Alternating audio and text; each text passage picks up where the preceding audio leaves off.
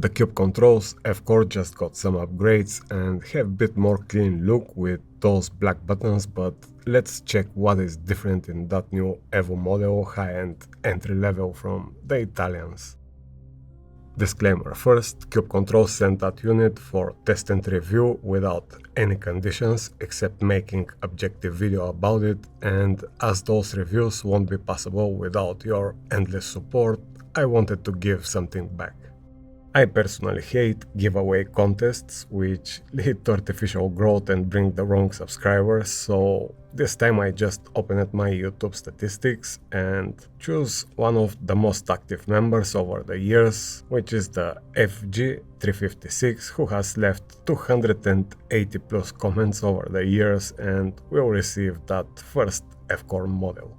Again, you guys are absolutely awesome community and thank you for the endless support over all those years.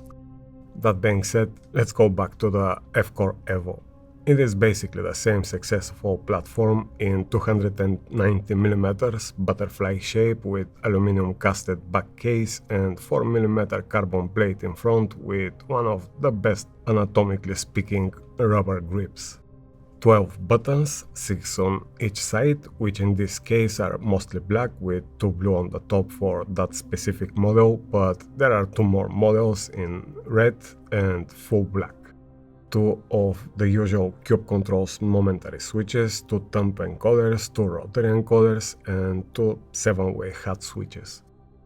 The main upgrades in the Evo are the knobs, which this time are aluminum instead of plastic, which are the same they use in the CSX3 and other high-end models, and the shifters on the back, which in this case are 2 choices. For the GT model, they have the ones they use in the AMG, which are a bit more affordable, made of aluminum with carbon plates, and in the Formula model, they have those which are a bit more expensive, but also more adjustable, which are used in the CSX3 flagship model.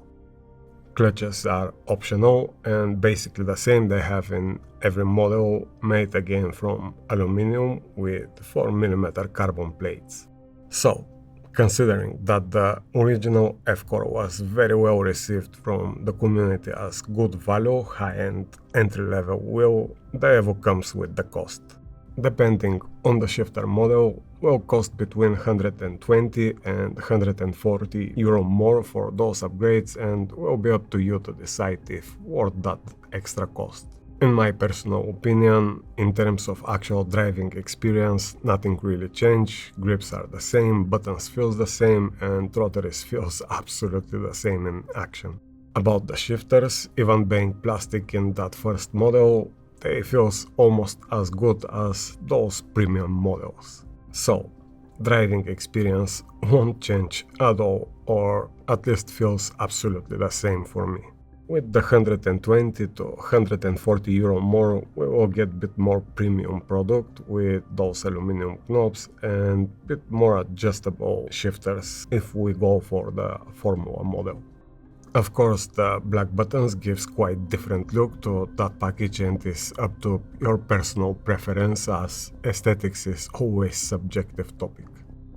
However, after years of different steering wheels experiences, I still value the Cube Controls wheels as one of the top in terms of ergonomics and comfort.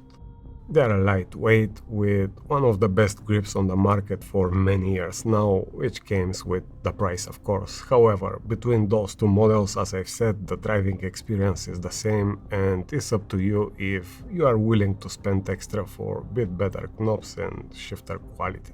At least we have that extra choice now, which is always good. There are also tons of stickers to choose, which can further change the look of the wheel if you like that.